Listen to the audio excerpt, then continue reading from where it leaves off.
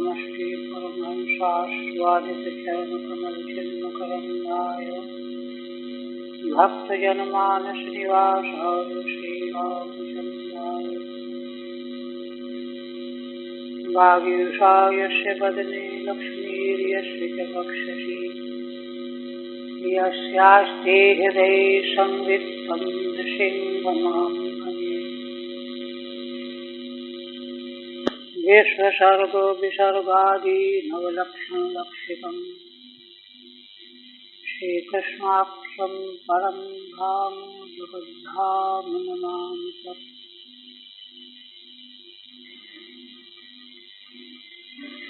परम आदरणीय यति वृंद, भक्त वृंद एवं श्रोत,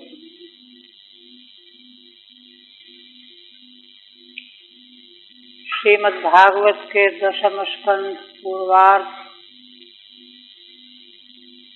के अंतर्गत 47वें अध्याय में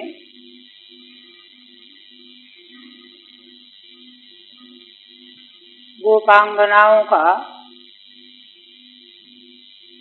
उद्धव जी के समक्ष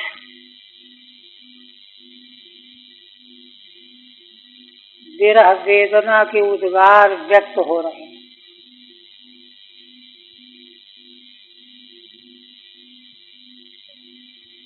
श्रीमद्भागवत के अंतर्गत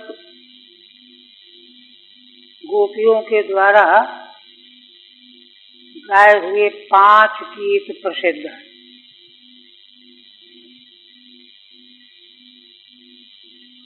और चूंकि इनका शास्त्र के अंतर्गत समावेश किया गया है, इसलिए इन 5 गीतों में क्रम भी विवक्षित है।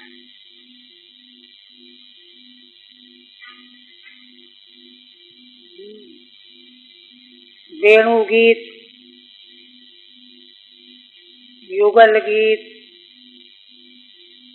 प्रणय गीत, गोपी गीत और भ्रमर गीत। इन 5 गीतों के द्वारा श्रीमद्भागवत के अंतर्गत गोपांगनाओं की भगवान के प्रति बड़ा प्रीति, यह बात आगे उद्धव जी के उद्गार जब व्यक्त होंगे तब सिद्ध हो जाए। उद्धव जी कहेंगे कि आप लोगों ने विशुद्धतम भगवत प्रीति का प्रशस्त मार्ग व्यक्त किया है। भगवान के परिकर के रूप में गोपांगनाओं का प्राकट्य ही इसलिए हुआ है, लोक कल्याण के लिए। तो इस प्रकार से गोपियों के भगवत प्रेम के परम भाव का प्रकाशन हुआ है। परम भाव के प्रकाशन के क्रम में आचार्यों ने 8 प्रकार के सात्विक भावों का क्रम वर्णन किया है। स्नेह, राग, स्नेह, प्रीति, राग, अनुराग, लय, भाव, महाभाव, रूढ़ भाव, इस प्रकार से उत्तरोत्तर क्रमशः सात्विक भाव प्रकाशित होकर के, प्रकट होकर के प्रेमी के अंतःकरण की अवस्था का परिचय देते हैं कि भगवत प्रेम की किस अवस्था में इस प्रेमी को अवस्थान हो रहा है। इन 5 गीतों में भ्रमर गीत अंतिम गीत है, 5वां गीत है। अंतिम गीत होने से इसी के माध्यम से गोपियों के महाभाव का प्रकाशन किया गया है। मोहनाख्य मादनाख्य महाभाव, उसकी परम मूर्तिमती स्वरूपा श्री राधा जी हरिकथा के अंतर्गत वर्णन किया गया है कि उद्धव जी जब आए ब्रज में, गोपियों से उनकी भेंट हुई, तो निकुंज वन में एक विशेष परिस्थिति का आकलन करके गोपियां उधर दौड़ी, उद्धव जी भी उनके पीछे पीछे चल पड़े। क्योंकि देखिए, श्री भगवान ने जानबूझ करके उद्धव जी को वृंदावन भेजा है। उद्धव जी के भीतर विशेष प्रेम भाव की स्थापना भगवान कराना चाहते हैं, इसलिए उद्धव जी से रहा नहीं गया, वे भी गए। तो वहां अष्ट सखियों के मध्य में श्री राधा जी बेहोश पड़ी हुई, वो कोई होश नहीं। सखियां उनकी सेवा कर रही हैं, हवा कर रही हैं। थोड़ी देर के बाद जब उनको होश आया, कुछ मूर्छा जगी, तो वे कहने लगे कि हे मेरी प्रिय सखियों, अब इस जीवन को जीवित रखने का कोई उपाय मुझे समझ में नहीं आया। भगवत विरह की वेदना का वे वर्णन करती हैं कि जैसे कोई धधकती हुई आग के ऊपर तेल का कड़ाह चढ़ा दिया जाए, खौलने लगे तेल, उस तरह से मेरा हृदय भगवान के वियोग में, विरह में खौल रहा है, जल रहा है। इस तरह से उन्होंने अपने भाव को व्यक्त किया। इसलिए अब मैं जल्दी से जल्दी प्राणों को त्याग देना चाहती हूँ। सखियों के नेत्रों में आंसू आ गए। वो समझाते हुए कहने लगी कि मरने से क्या होगा, क्या मरने से भगवान श्री कृष्ण श्याम सुंदर मिल जाएंगे क्या? तो उन्होंने संभल करके उत्तर दिया कि हाँ, पूर्णमासी मौसी जी ने एक दिन बताया था कि मरणासन्न अवस्था में मुमूर्षु का जैसा भाव बनता है, उसी की प्राप्ति उसको होती है। उनकी बात सर्वथा सत्य है, उसमें किसी प्रकार की भ्रांति नहीं समझती हूँ।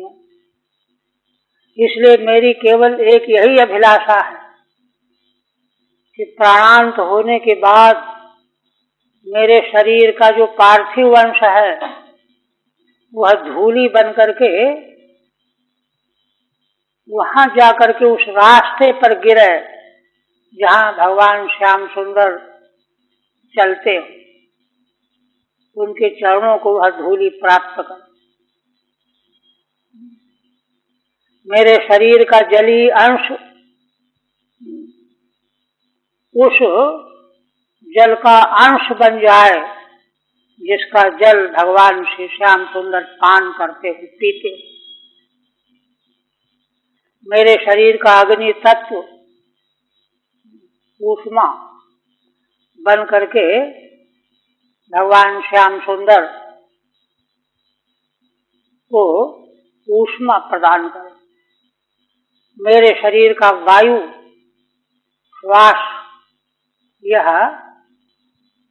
भगवान श्याम सुंदर के समक्ष से प्रवाहित हो, जिससे कि अपने सांस के द्वारा उस वायु को अपने अंदर ले।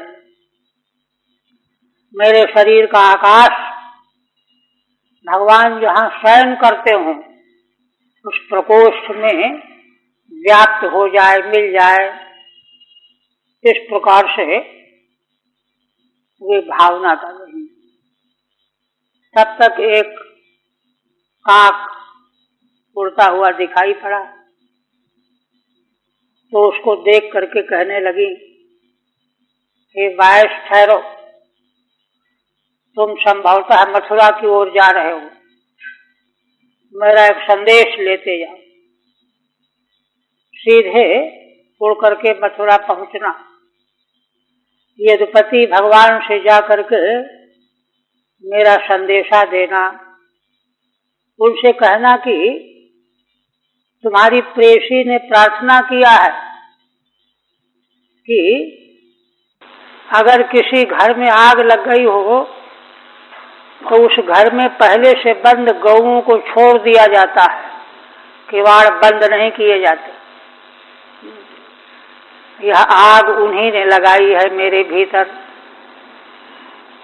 और मेरे प्राण निकलने को छटपटा रहे हैं, किंतु उन्होंने इसमें अर्गला लगा रखी है, किवाड़ बंद कर रखे हैं। अर्गला क्या है? भगवान ने कंस का उद्धार करने के बाद नंद बाबा से कहा था कि मैं ब्रज आऊंगा, मैं आऊंगा, यह उनका वचन ही अर्गला है। इसी अर्गला के कारण प्राण निकलना नहीं चाहते और ध्वस्त उसमें जल रहे हैं, अग्नि के ताप से जल रहे हैं। इस तरह से उद्गार व्यक्त करती हुई थोड़ी देर के बाद उनको एक भ्रमर उड़ता हुआ दिखाई पड़ा। तो उस भ्रमर को कल्पना लोक में प्रेमी अपने प्रियतम के वियोग में व्यग्र प्रेमी जो हैं, नूतन कल्पना के आधार पर वहां पर एक सृष्टि उत्पन्न कर लेते हैं। उस भ्रमर को श्री राधा जी समझ रही हैं कि भगवान ने जो है दूत भेजा है मेरे मान का शमन करने के लिए, मनाने के लिए, ऐसी कल्पना करती है। और इसलिए वे उस भ्रमर को भगवान के द्वारा प्रेषित दूत समझ करके, मनाने के लिए भेजा है यह समझ करके, है ना, चित्र विलाप कर रही। ये 10 छंद जो हैं, पद्य हैं भ्रमर गीत के, ये है ना चित्र जल्प है। न्याय दर्शन में वाद जल्प वितंडा 3 प्रकार के 16 पदार्थों में 3 पदार्थों का निरूपण किया गया है। तीनों के लक्षण अलग अलग हैं। वाद कहते हैं जहाँ गुरु शिष्य में प्रश्नोत्तर के द्वारा तत्व का निष्कर्ष निकाला जाता है। वितंडा कहते हैं जहाँ अपने पक्ष का स्थापन न करते हुए दूसरे के पक्ष का खंडन करना वितंडा है। और जल्प क्या है? अपने पक्ष का सांगोपांग प्रतिपादन करते हुए दूसरे पक्ष का खंडन करना, यह जल्प है। तो श्री राधा जी का यह चित्र जल्प है। चित्र जल्प के आचार्यों ने लक्षण बताए हैं। उन लक्षणों के आधार पर 10 भेद हैं, है ना। जल्प के, चित्र जल्प के 10 भेद हैं। प्रजल्प, परिजल्प, उज्ज्वल्प, पराजल्प, अवजल्प, सुजल्प, ऐसे क्रम है उनमें। इस प्रकार से 10 प्रकार के जो जल्प का भेद है, उसी भेद की दृष्टि से ये 10 पद यहाँ पर श्री राधा जी के द्वारा अभिव्यक्त हुए, प्रकट हुए, यह दृष्टि है। वल्लभाचार्य जी महाराज का कहना यह है कि भगवान ने स्वयं स्वयं भ्रमर बन करके अपने अब स्वयं ही यहाँ आए हुए हैं कि श्री राधा जी क्या कहती हैं, कैसा चित्र जल्प करती हैं, उसका आस्वादन लेने के लिए स्वयं भ्रमर बन करके आए हुए हैं। एक अन्य आचार्य की दृष्टि यह है कि उद्धव जी तो दूत बन करके आए ही हैं, उद्धव जी को ही वे सुना करके कह रही हैं, किंतु संकेत भ्रमर की ओर कर रही हैं। अन्योक्ति का एक है ना, कथन का ढंग अन्योक्ति, जैसे वृक्ष को संकेत करके कहा जा रहा है, किंतु कहा जा रहा है मनुष्य मात्र के लिए, है ना। इस तरह से अन्योक्ति के रूप में आचार्यों ने दृष्टि प्रदान की है। दूसरे अन्य आचार्यों का कहना यह है कि गोपांगनाएं श्रुति स्वरूपा, वैदिक श्रुति स्वरूपा है। वैदिक श्रुतियां ही प्रत्यक्ष भगवान का दर्शन प्राप्त करने के लिए अवतरित हुई हैं भगवत परिकर के रूप में। वे श्रुतियां अनेक प्रकार की हैं, सगुण साकार का प्रतिपादन करने वाली, निरुपाधिक निर्विशेष निराकार तत्व का प्रतिपादन करने वाली, उपासना कांड की श्रुतियां। तो तत्त श्रुतियां जो हैं अपने भावों को व्यक्त करती हैं। तो इस दृष्टि से श्री राधा जी ब्रह्म विद्या का प्रतिपादन करने वाली श्रुति का अवतार है।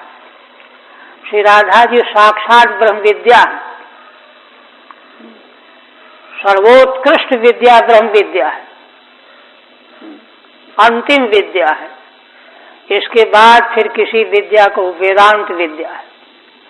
तो श्री राधा जी का कि उद्गार जो हैं वो संसारी जीव के कल्याण के लिए हैं। इस तरह से विभिन्न दृष्टियां यहाँ प्रस्तुत की जाती है। तो जैसे श्रुति रूपा गोपियों के उद्गार की दृष्टि से यहाँ जो पहले पद्य में चर्चा की गई, तो गोप्युवाचो मधुपिकितौ बंधो मास प्रसांभिम सपत्न्या कुछ बिलुलित माला कुंकुमश्मशुभिर्न बहतु मधुपतिस्तन्मानिनी नाम प्रसादम यदुसलस विडम्ब्यम यस्य दूतस्त्वमीदृक्। मधु माने मधु का पान करने वाला जीव। जीव जो है संसार के विषयों का शब्द स्पर्श रूप रस गंध का पान करने वाला है। श्रुति है द्वासुपर्णा सौजा सखाया समानम वृक्षम परिशस्वजाते। मुंडक में द्वासुपर्णा सौजा सखाया, जीव और ईश्वर एक ही शरीर रूपी वृक्ष में निवास करते हैं। दोनों समान स्वभाव वाले हैं। सयुजौ सखायौ, मित्र मैत्री है दोनों में, सखा है। समानम वृक्षम परिशस्वजाते, एक ही वृक्ष में दोनों, अलग अलग वृक्ष में नहीं, और एक ही वृक्ष में एक दूसरे को आलिंगन करके बैठे हुए हैं, विराजमान है। तयोरन्यः पिप्पलम स्वादुवत्ति, उन दोनों में सखा रूप जो दोनों जीव और ईश्वर हैं, तो उनमें जीव जो है वह माया के पदार्थ पिप्पल रूपी स्वाद का भक्षण कर रहा है। पिप्पलम स्वादुवत्ति। और अनश्नन्यो अभिचाकशीति, अन्य जो ईश्वर है वह कुछ भक्षण नहीं कर रहा है, वह केवल देख रहा है, साक्षी बना हुआ है। अनश्नन्यो अभिचाकशीति। और वह जीव इस प्रकार से माया के पदार्थों के भोग में लगा हुआ है निरंतर, और सुख दुख का भोग भोग रहा है, मोहित हो रहा है। अनिशया मुह्यत मुह्यमान, मुह्यमान होता हुआ अपने को अनीश मान रहा है, मोहित हो रहा है। ऐसे उस जीव को ब्रह्म विद्या रूपा श्रुति के रूप में प्रकट हुई श्री राधा जी संबोधित कर रही हैं कि हे जीव, तू संसार के विषयों को, पदार्थों को, शब्द स्पर्श रूप गंध आदिकों को, जो बड़े स्वाद से खाने में लगा हुआ है, भोगने में लगा हुआ है, और देख इसका कारण क्या है, किताव बंधु है। किताव कहते हैं चित्त को, है ना। पहले व्याख्या में तो छल करने वाले के बंधु हो, भगवान को चित्र जल्प में, है ना, छल छल करने वाले के तुम बंधु हो, छलिया के दूत हो, भगवान के दूत हो, उन्होंने भेजा है। किंतु श्रौत अर्थ में क्या है, श्रौत अर्थ में यह है कि चित्त ही कितव है, चित्त के परवश हुआ ही जीव नाना प्रकार के सुख दुख भोगों के पीछे भटक रहा है और मोहित हो रहा है, दुखी हो रहा है, व्यग्र हो रहा है। तुम चित्त को तुमने अपने बंधु मान लिया है, अपना स्वरूप मान लिया है। अंतःकरणावच्छिन्नम चैतन्यम जीव, जीव की परिभाषा यही है। अंतःकरणोपलक्षित चित्त से तादात्म्यापन्न होकर के ही जीवत्व तो आता है। अगर अंतःकरण से वह उपहित न हो तो शुद्ध चेतन है ही फिर तो वह, किंतु किताव बंध हो। और ब्रह्म विद्या रूपी श्रुति कह रही है, मास प्रसांघ्रिम शपथन्या, शपथनी माने जो अविद्या माया है उसके पैरों को तू मत छू। शपथन्या अंघ्रिम मां स्पृश, तू माया के परवश हो गया है, अविद्या के परवश हो गया है। अविद्या और माया से उपस्थापित जो मिथ्या पदार्थ हैं उनमें भूल भुलैया में पड़ गया है। तू ऐसा मत कर, मास प्रसांघ्रिम शपथन्या। कुछ विलुलित माला कुंकुम श्मश्रुभिर्न, यहाँ पर जो है श्मश्रु पुरुष का बोधक है, कुछ विलुलित से स्त्री का, किंतु जीव तत्व जो है, आत्म तत्व जो है, वहां पर स्त्री पुरुष का कोई भेद ही नहीं है। किंतु जैसे ही जीव ने अविद्या और माया से तादात्म्य बना लिया तो उसकी दृष्टि में स्त्री पुरुष का भेद दिखाई देने लग गया। तू जो है ना, अपने को पुरुष मानने लग गया और भोग्य पदार्थों को स्त्री के रूप में देखने लग गया, माया परवश हो करके। तो इस प्रकार से ऐसा जो तू कर रहा है, इसका कारण क्या है? माया का तूने स्पर्श प्राप्त कर लिया है, उसके चरणों में जीव जो है झुक गया है, उसका दास बन गया है। ऐसा मत कर तू, नहीं तो तुझे पछताना पड़ेगा, बार बार जन्म जन्मांतर तक संसार से पीछा नहीं छूटेगा। वात मधुपतिस्तत् मानिनी नाम प्रसादम। और देख, तू इन भोग पदार्थों को, संसार के भोग पदार्थों को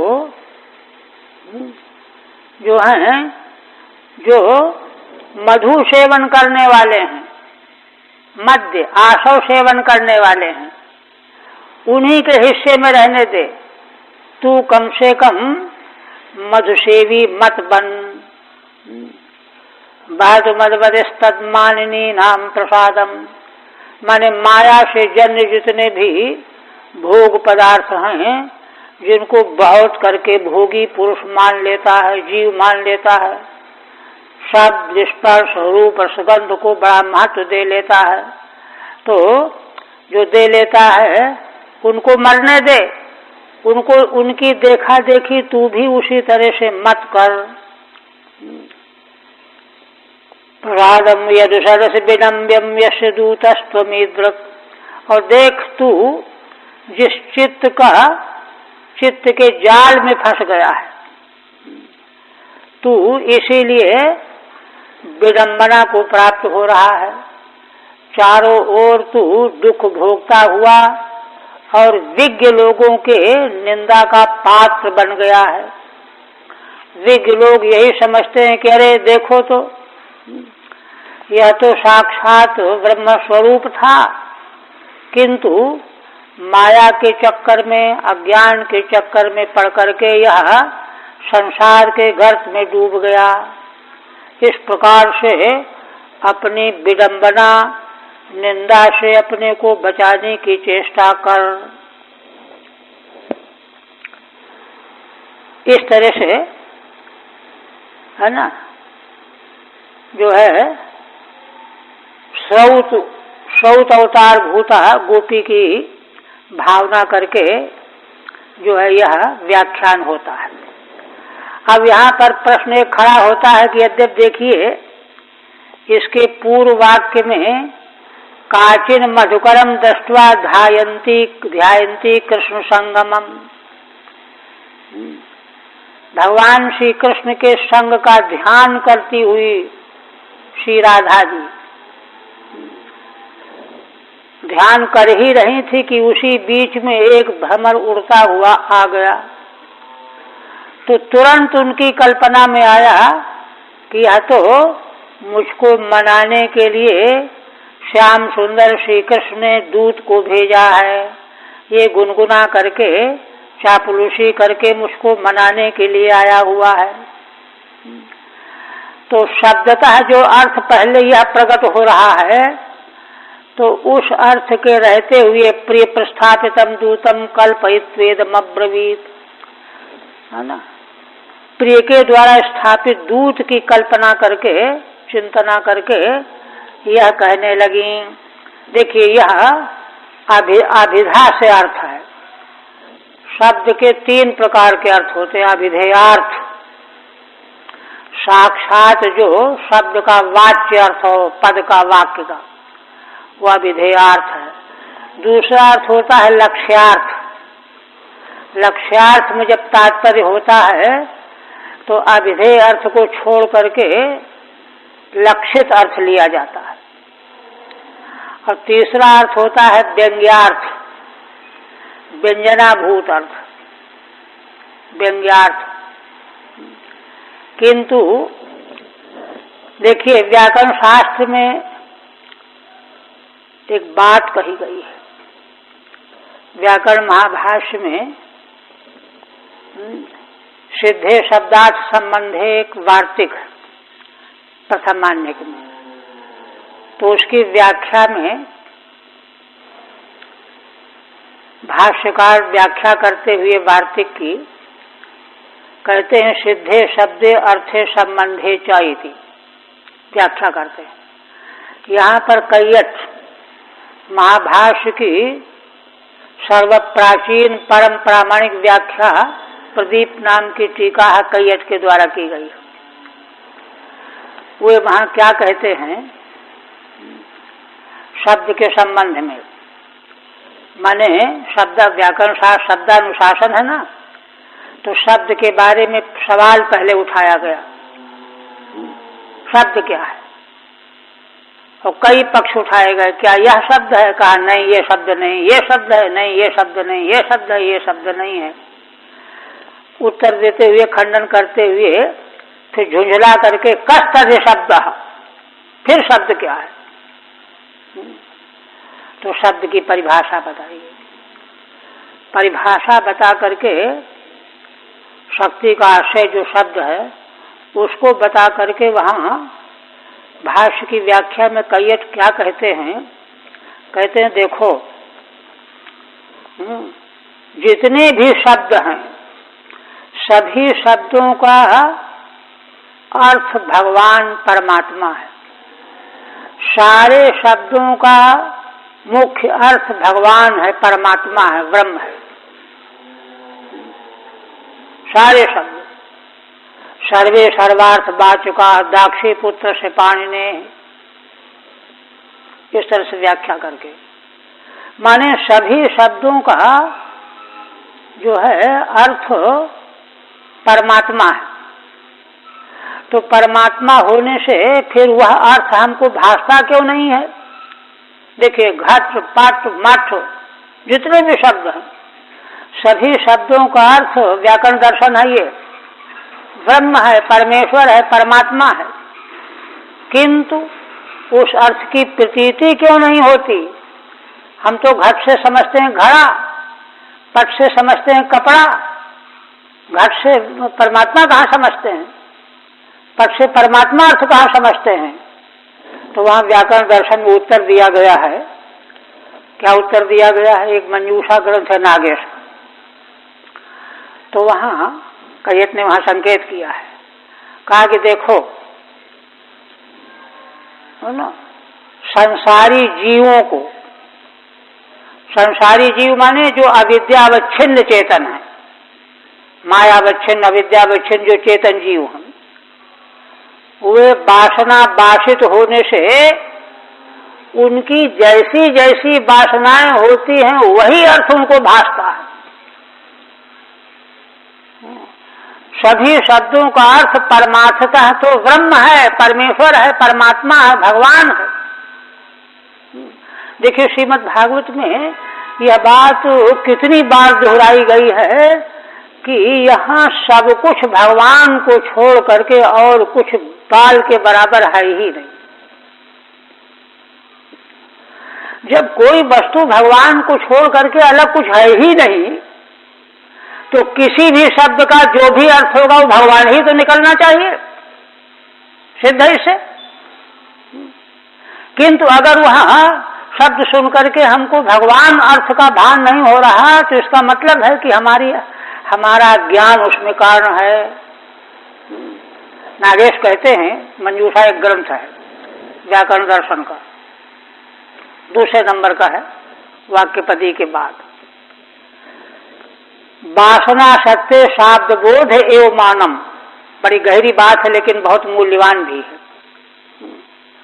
वेदांत दर्शन को हृदयंगम करने के लिए बहुत मूल्यवान भी है।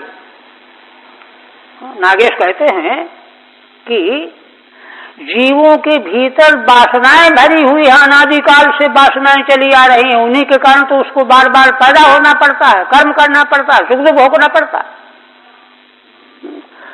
अच्छा, तो कहते हैं वासनाएं हैं, इसमें क्या प्रमाण है? तो नागेश कहते हैं वासना सत्य शाब्द बोध एवं मानम।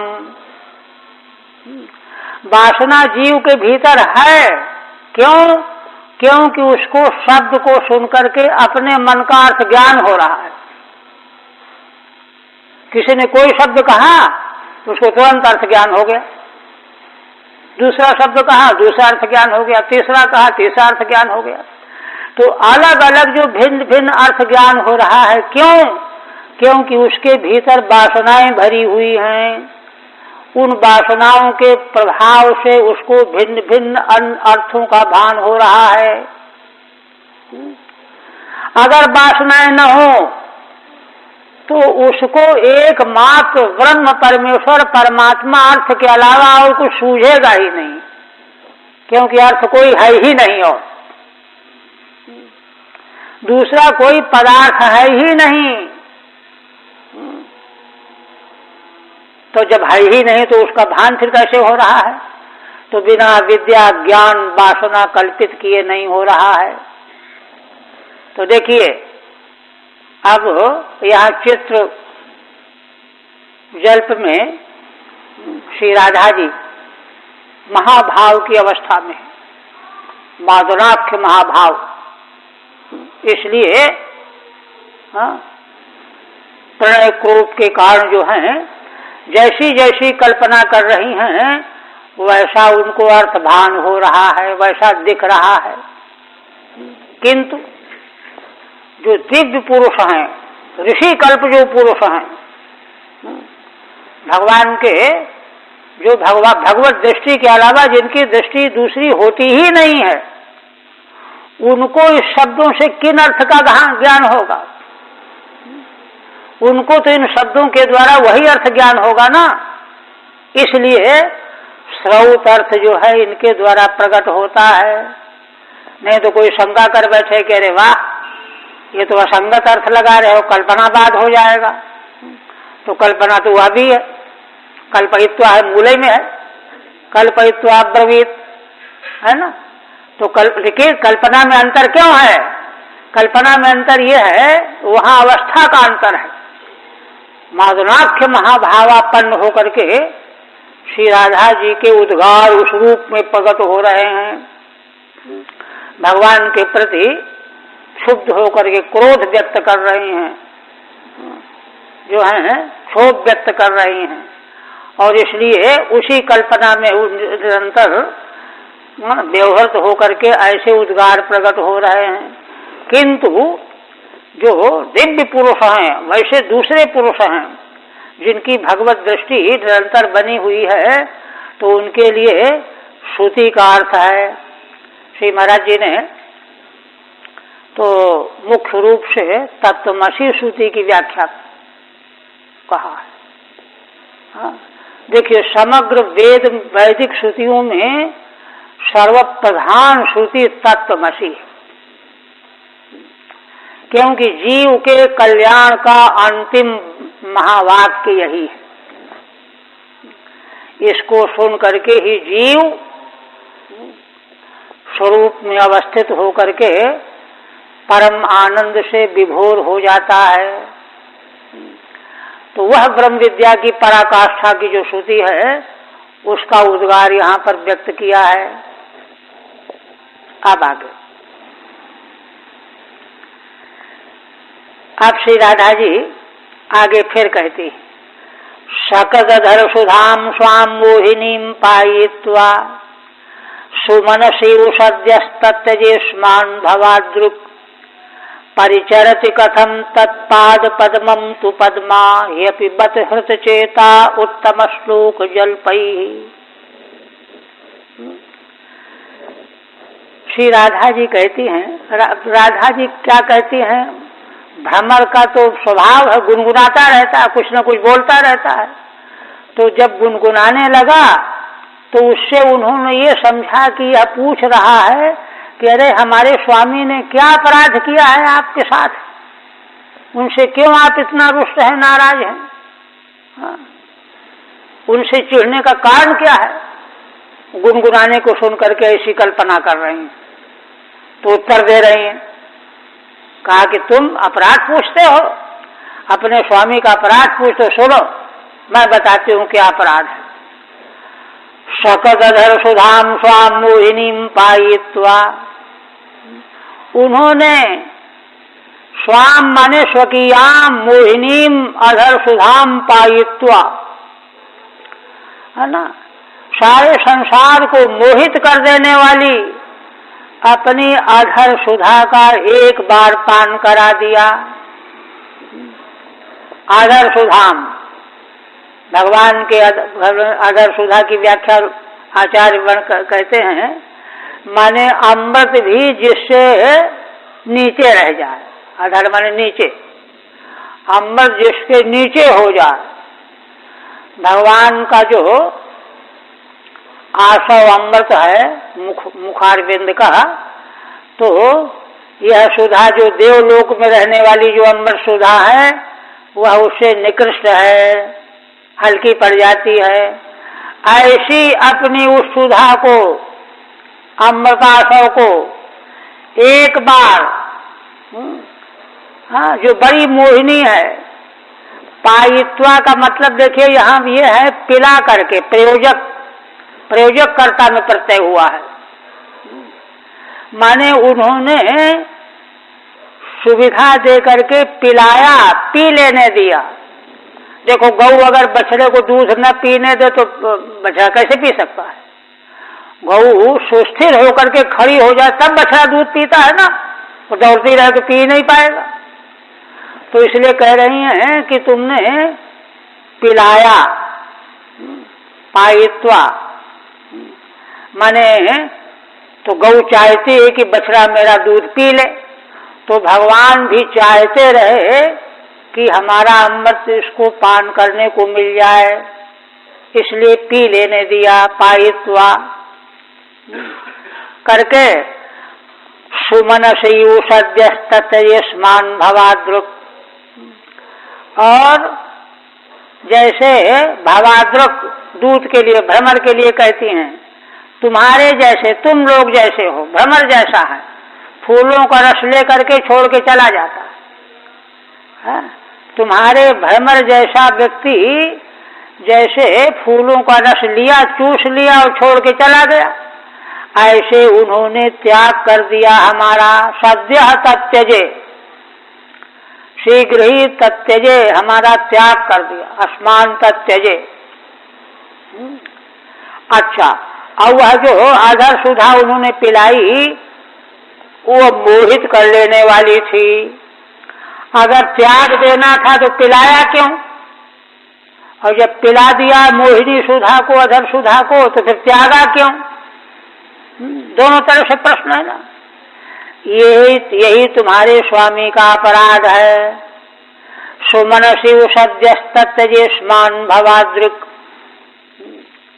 तो इसके बाद भंवरा फिर गुनगुनाने लगा। तो गुनगुनाने के को सुन करके श्री राधा जी समझती हैं कि यह प्रश्न कर रहा है कि क्यों, ये बताओ कि श्री लक्ष्मी जी तो कभी उनसे नाराज नहीं हुई जैसे तुम नाराज हो रही हो। वो तो निरंतर उनकी सेवा में लगी रहती हैं, तो वो क्यों नाराज नहीं हुई? तुम्हारे साथ ऐसा कैसे हो गया? तो परिचरति कथम तत्पाद पद्मम तु पद्मा। अगर तुम यह प्रश्न मुझसे करना चाहो कि फिर यदि ऐसे स्वभाव वाले हमारे स्वामी हैं तो श्री लक्ष्मी जी निरंतर उनके चरणों की सेवा में क्यों लगी रहती हैं, यह पूछना चाहते हो यदि, तो ह्य पिबत हृत चेता उत्तम श्लोक जलपई। तो श्री राधा जी कहती हैं कि देखो कारण यहाँ पर यह है कि श्याम सुंदर श्री कृष्ण भगवान जो हैं चिकनी चुपड़ी बातें बनाने में बड़े पटु हैं। तो उन्होंने लक्ष्मी जी के सामने ऐसी बातें बनाई होगी कि उनका चित्त खिंच गया, वे जो हैं उनके प्रभाव में आ गई, हतचेता हो गई, ऐसी बात है ना। तो देखिए चित्त जल्प में यही होता है कि जो है अपने प्रियतम के दुर्गुणों का अनुसंधान होता है, उनकी त्रुटि निकाली जाती, नुक्ताचीनी की जाती है। तो ये उत्तर हो गया भ्रमर के लिए। किंतु देखो एक बात है, तुम स्वयं विचार करो, आखिर तुम भी तो बहुत जगह आते जाते हो, लोगों से परिचित हो, तो उनका भगवान श्री कृष्ण का एक नाम उत्तम श्लोक है। उत्तम श्लोक नाम क्यों है? उत्तम श्लोक्यते गीयते तो उत्तम श्लोक,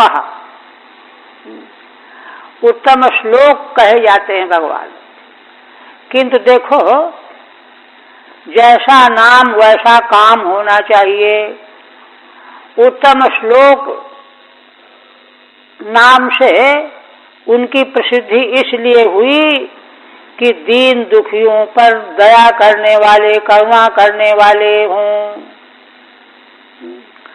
तो जो उत्तम श्लोक शब्द के द्वारा संबोधित किए जाते हों किंतु दीन दुखियों पर दया न करते हों, करुणा न करते हों, दीन दुखी मर रहे हो तो मरने देते हों, तो यह तो नाम को बदनाम करने वाली बात हो रही है। तुम जब लौट करके जाना तो यह बात बताना, कहना जा करके अपने स्वामी से कि आप ऐसा क्यों करते हो। उत्तम श्लोक जब नाम ले रखे हो तो उसी प्रकार के क्रियाकलाप आपको करने चाहिए। तुम स्वयं जा करके पूछ करके अपने स्वामी से इसका रहस्य जानना।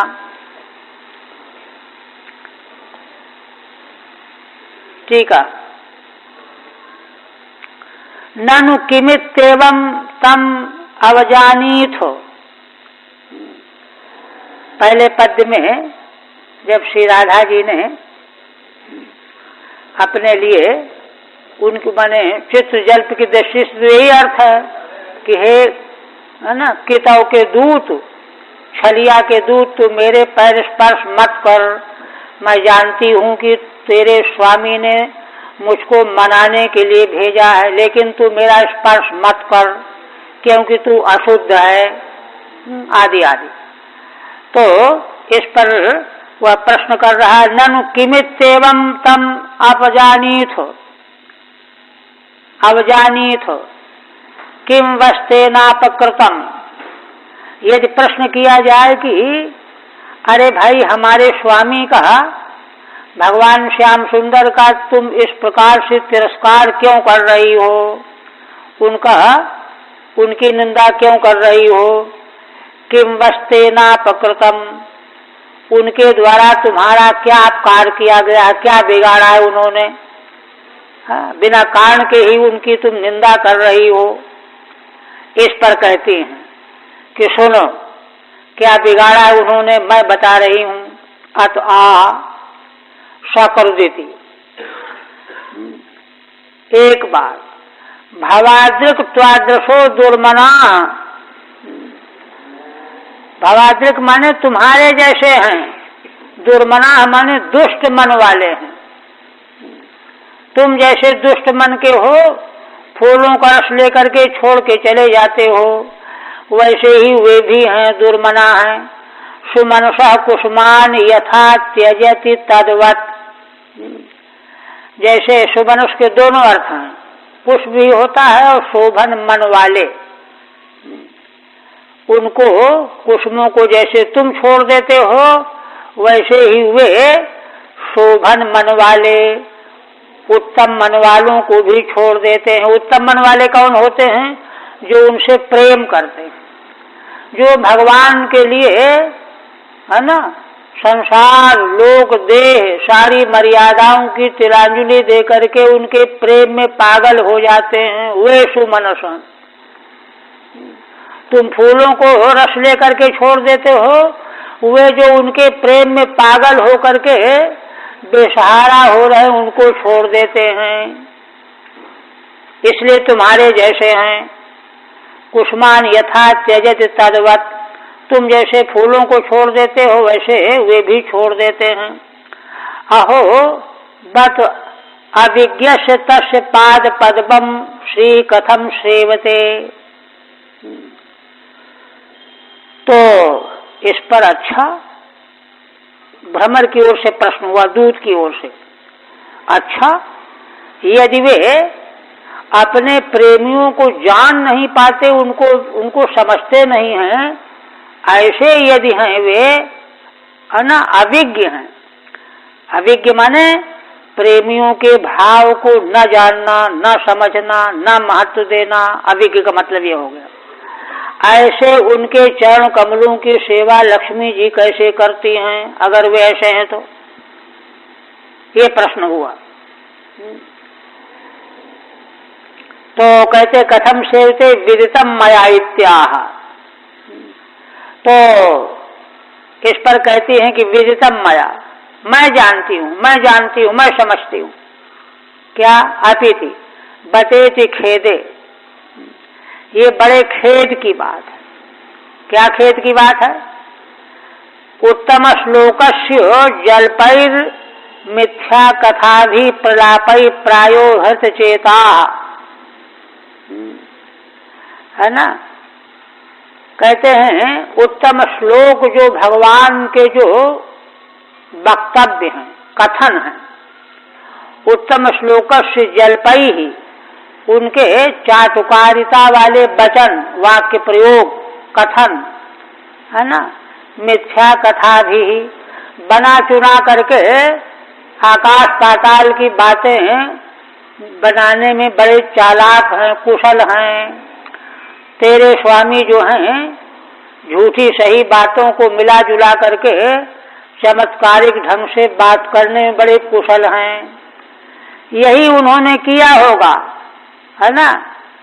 मिथ्या कथा भी प्रायो हत चेता, और उन्हीं से जो लोग सुनते हैं उनका चित्त हरण हो जाता है, वे उनके वश में हो जाते हैं।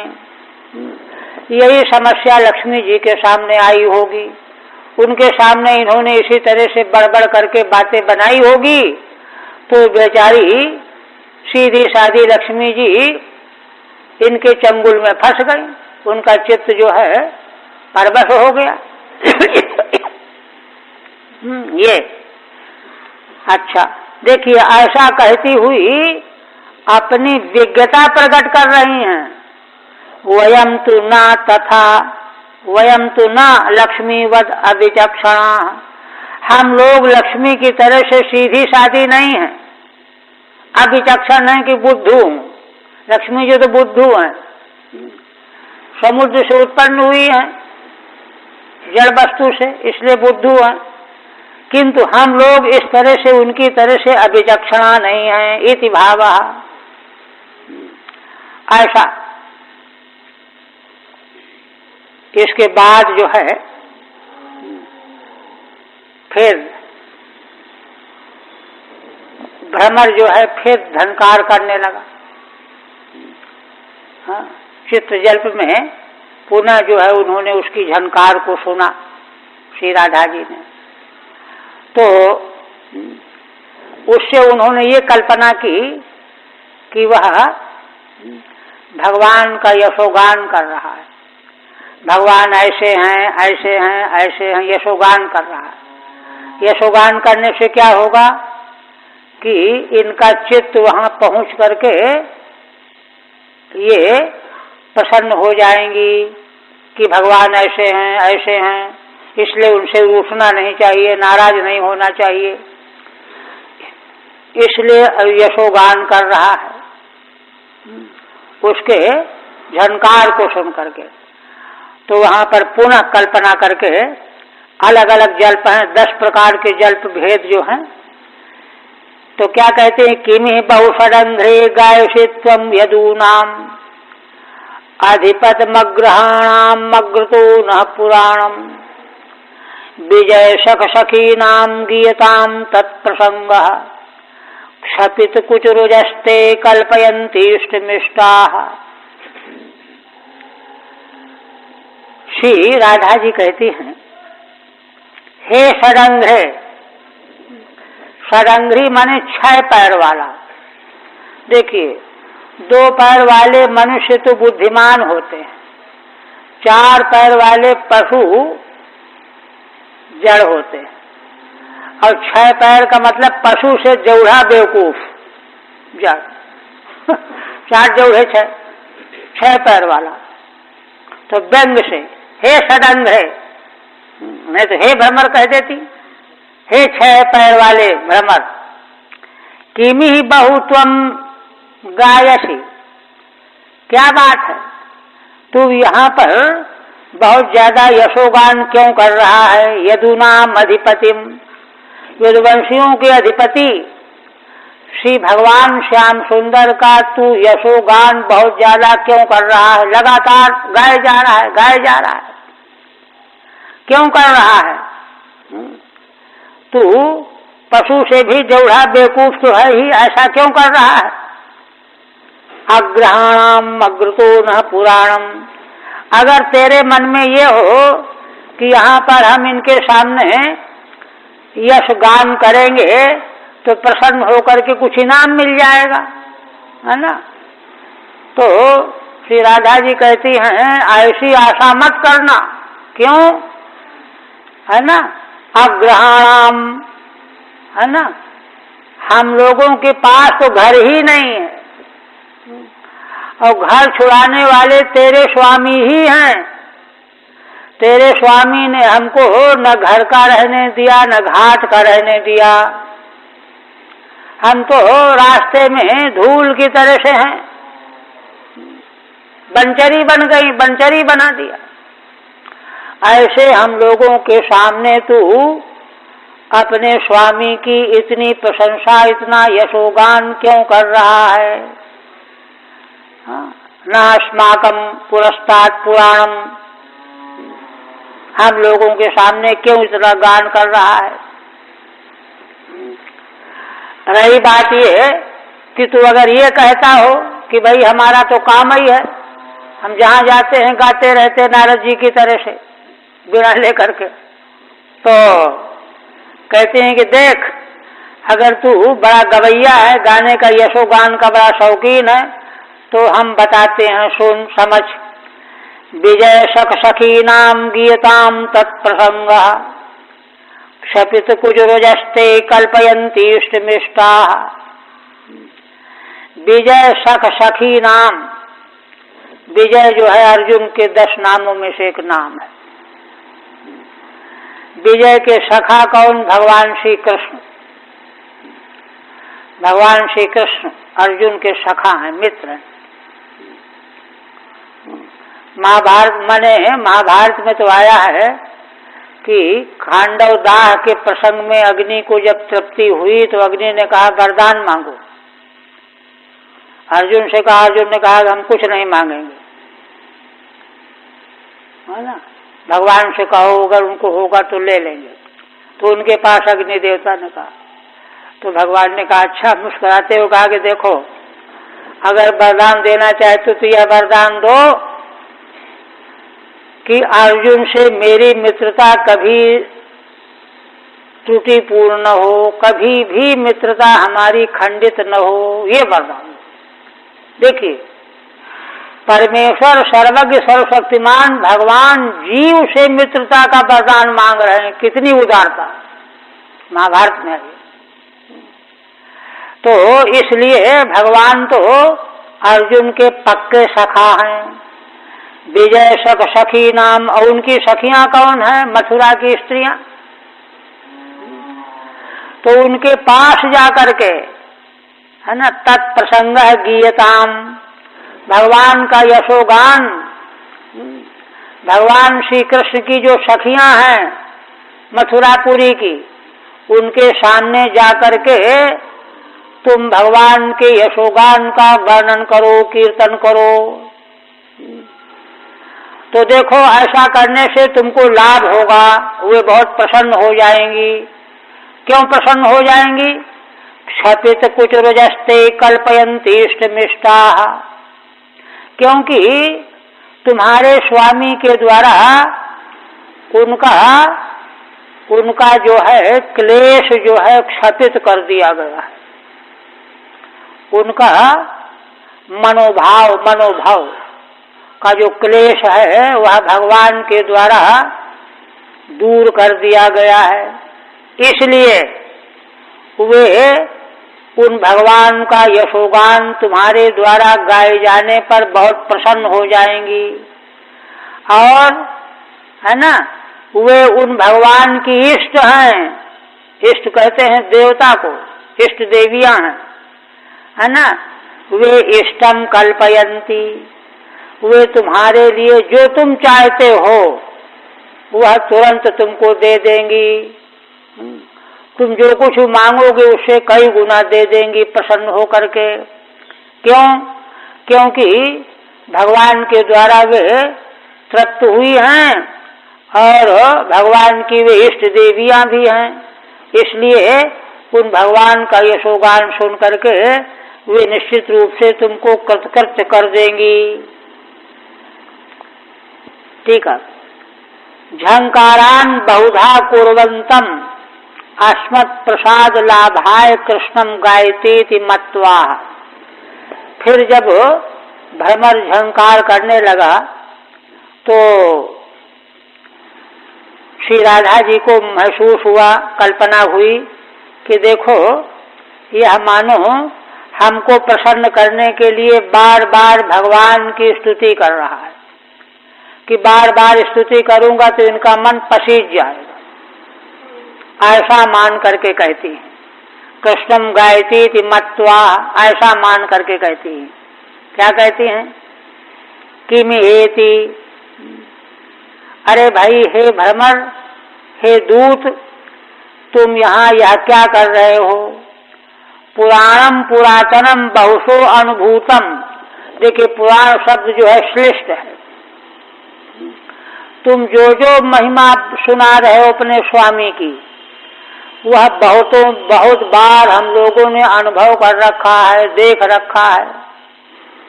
पुरानी चीजें हैं। पुरातनम बहुशो अनुभूतम, बहुत बार हम अनुभव कर चुकी हैं।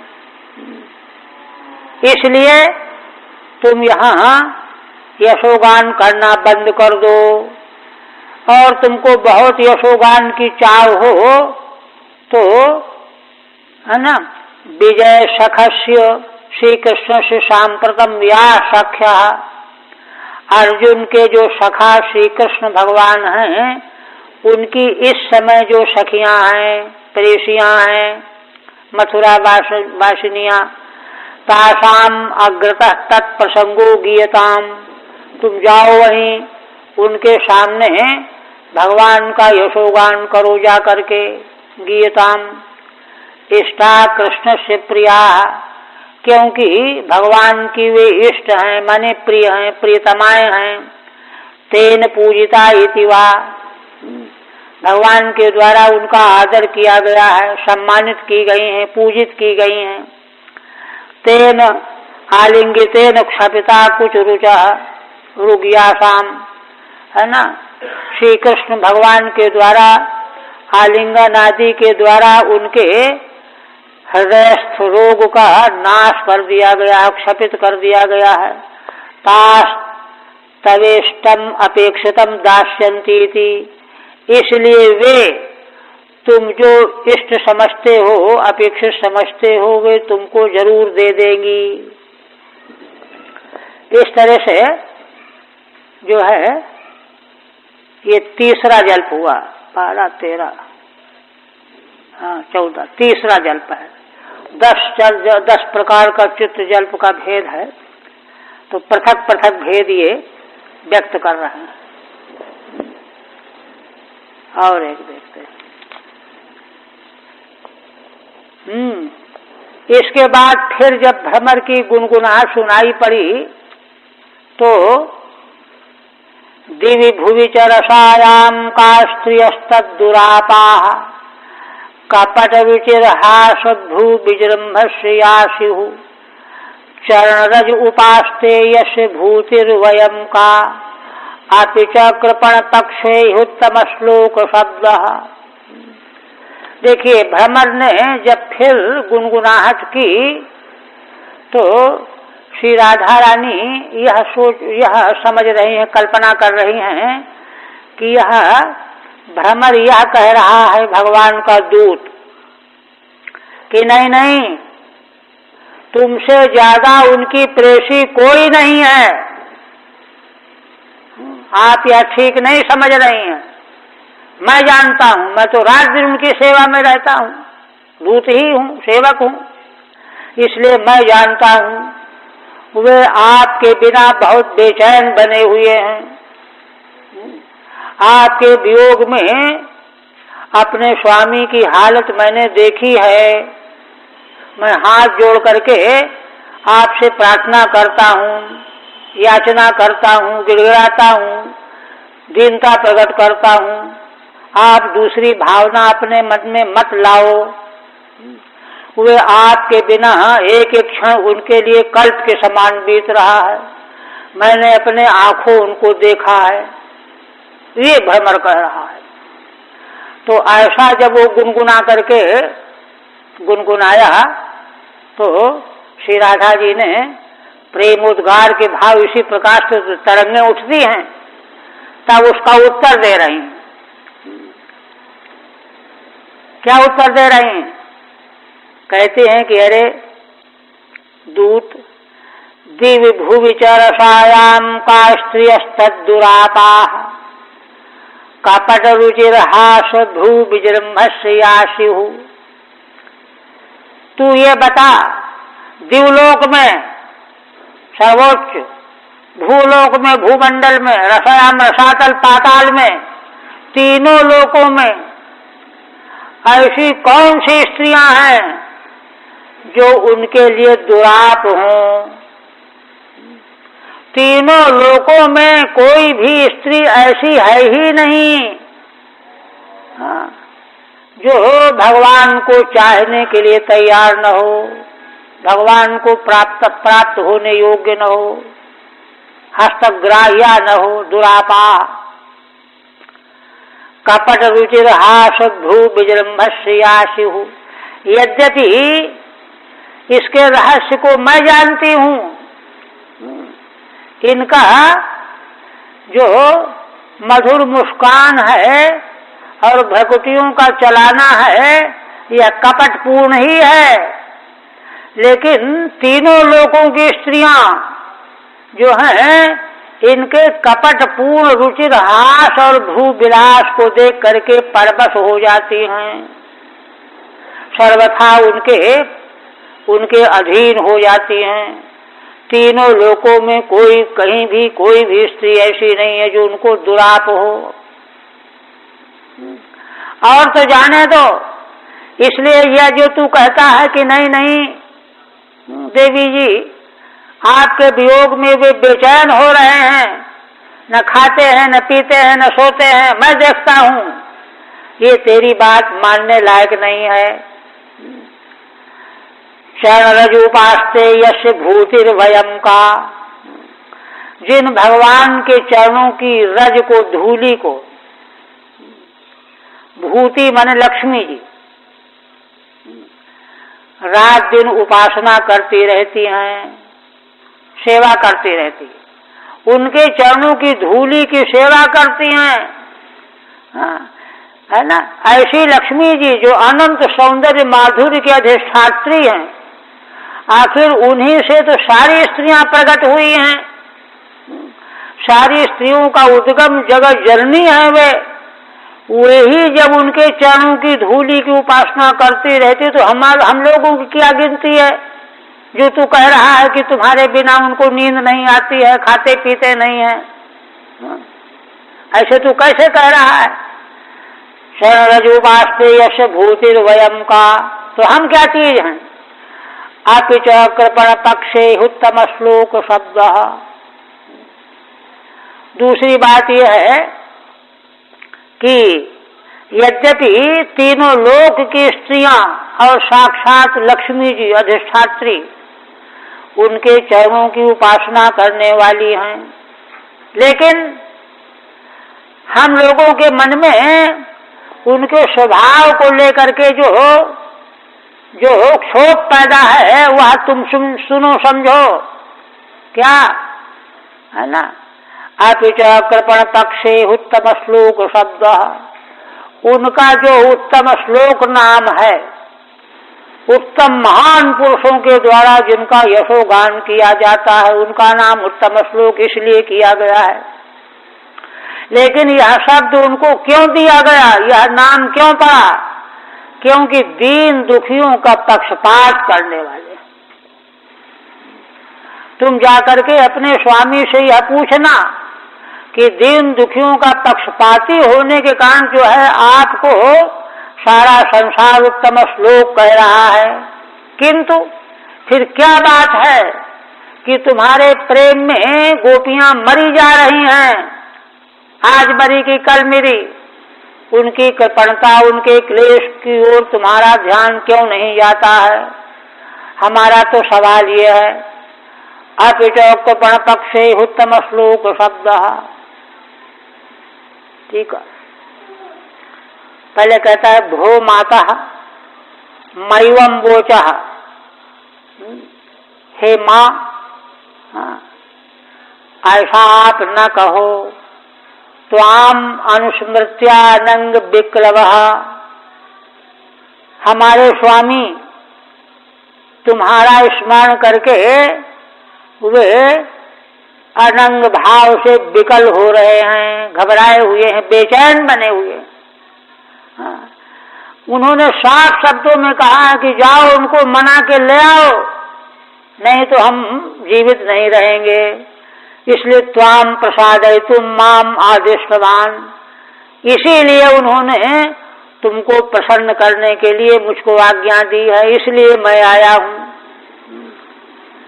आदिष्टवान इत्यतः, ऐसा भ्रमर कह रहा है।